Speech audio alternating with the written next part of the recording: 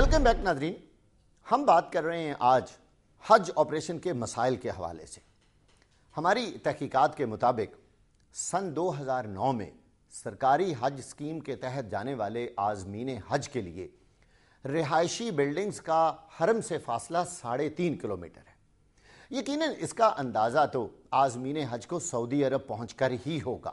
جو بلڈنگ ہمارے وزارت مذہبی امور کے حکام کو 1600 ریال میں ملتی تھی، انہوں نے 3200 ریال میں حاصل کی، اور یقیناً انہوں نے کمائی کا یہ موقع بھی ہاتھ سے جانے نہیں دیا۔ جو رہائش ملتی ہے وہ حرم شریف سے اتنا دور ہوتی ہے کہ جوان آدمی تو شاید 2 کلومیٹر چل کے چلا جائے، لیکن جو بزرگ لوگ ہیں یا جو زیادہ ایج کے لوگ ہیں ان کے لیے تو وہ جانا ہی۔ جو ہمیں اسپیشلی رہائش ملی تھی وہ ایک پہاڑی پہ ملی تھی، جس کو 150 سٹیئرز بنی ہوئی تھی پہاڑ پہ، تو اس پہ چڑھ کے آپ کو کمرے میں جانا ہے۔ اور پھر کمرے کی پوزیشن یہ تھی کہ ایک کمرے میں 8-8 10-10 لوگ، اور ہارڈلی 2 فٹ 2.25 فٹ کا جو میٹرس ہے وہ ایک آدمی کو ملتا تھا، اور ایسے تھا کہ اگر آپ میٹرس سے اٹھیں تو شاید نیچے پیر رکھنے کی بھی جگہ نہیں ہے۔ زیادہ تر سب سے بڑا ڈاؤ یہ کرتے ہیں کہ رہنے کی جگہ ہوتی ہے ان کی 500 میٹر پر یا 1000 میٹر پر یا 4000 میٹر پر، اور بتاتے ہیں یہ 200 میٹر پر 100 میٹر پر۔ جب حاجی صاحبان وہاں پہ چلے جاتے ہیں تو بعد میں جب انہیں پتہ چلتا ہے کہ مکہ سے اور مدینہ سے یا حرم پاک سے میری بلڈنگ اتنی دور ہے، اس وقت وہ جا چکے ہوتے ہیں، ان کے دل میں رحم آیا ہوتا ہے، وہ کسی کو کچھ بھی نہیں کہتے اور خاموشی سے اپنا وقت برداشت کرنے کی کوشش کرتے ہیں۔ فرسٹ آف آل جب یہ بتاتے ہیں جی اتنے میٹرز دور ہے، اتنے میٹر جو ہے نا آپ کی بلڈنگ ہوگی، جب وہاں پہ جاتے ہیں آن گراؤنڈ، سب سے پہلی بات تو جو اگر فرض کریں انہوں نے کہا 1 فرلانگ، میں سپوز سیدھی سی بات کر رہا ہوں، 1 فرلانگ تو وہاں 3 فرلانگ 4 فرلانگ دور وہ بلڈنگ ہوتی ہے۔ وہاں پہ وہ جا کے دیکھتے ہیں کہ ہمیں ٹریول ایجنٹ نے ٹوٹلی جو ہے نا غلط بیانی سے کام لیا ہے، صرف اپنی بکنگ لینے کے لیے۔ جس طرح کی رہائش انہوں نے مجھے کہا تھا اس طرح کی رہائش وہاں پہ نہیں تھی، اور ٹیلی فون پہ بھی کوئی اویلیبل نہیں تھا، ان کا نمائندہ بھی کوئی نہیں تھا، یوں سمجھیں کہ وہ بھاگ گئے تھے۔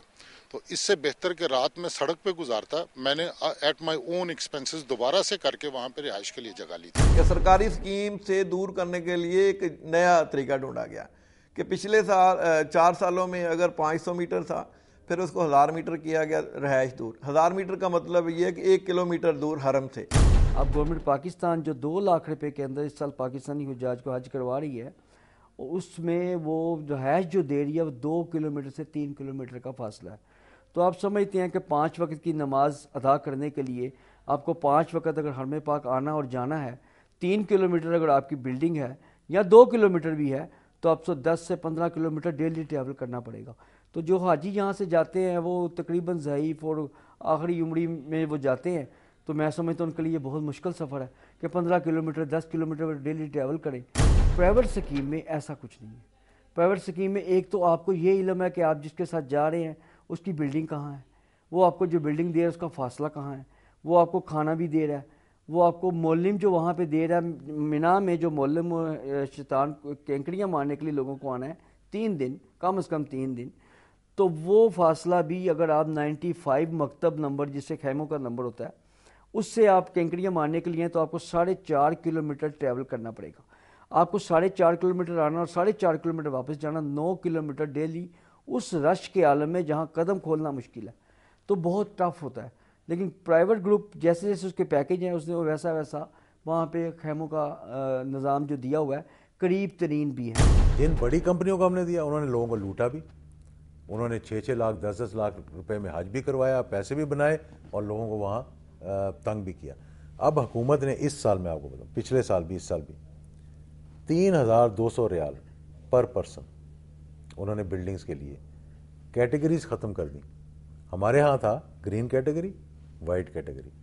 پہلی دفعہ میں نے یہ شروع کیا کہ اگر آپ سے ہم نے 2500 ریال لیے ہیں بلڈنگ کے لیے، آپ کی ذات کے لیے، بلڈنگ جس میں ہم آپ کو ٹھہرا رہے ہیں وہ 1900 ریال پر پرسن پہ آئی ہے، تو حج سے جانے سے پہلے آپ کو وہ 600 ریال جو بچتے تھے آپ کے ہاتھ میں پکڑا دیے جاتے تھے کہ یہ لیں آپ جائیں۔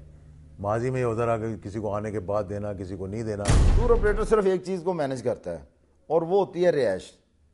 میں کہتا ہوں 100 برائیوں کے باوجود بھی پرائیویٹ حج اسکیم سرکاری اسکیم سے پھر بھی 1000 درجے بہتر ہے. کم از کم حاجی کی کوئی بات سننے والا موجود تو ہوتا ہے نا. سرکاری اسکیم میں کیا ہے کہ اس کی بیچارے کی کوئی پوچھنے والا ہی نہیں اس کو ہوتا, اس کے دکھ درد کا کوئی ساتھی نہیں ہوتا. تو کم سے کم یہاں پرائیویٹ اسکیم میں بے شک وہ جتنا برے سے برا بھی ہو, ورسٹ پوزیشن میں بھی اگر وہ پرائیویٹ ٹور آپریٹر کام کرے گا نا, تو وہ سرکاری اسکیم سے پھر بھی بہتر سے بہتر کرنے کی کوشش کرے گا, کیونکہ وہ حاجی کو ڈائریکٹلی بھی جواب دہ ہیں, اور دوسرا اس کو اللہ تعالیٰ کا خوف بھی ہوتا ہے.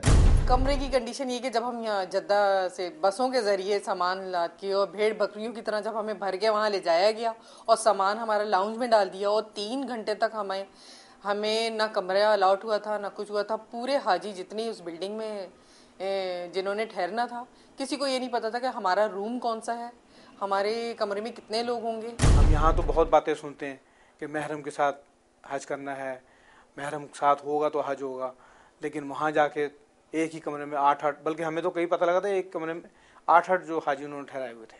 کہا یہ جا رہا ہے کہ حج ٹور آپریٹر حاجیوں کو لوٹ رہا ہے, کیا یہ بات سچ ہے؟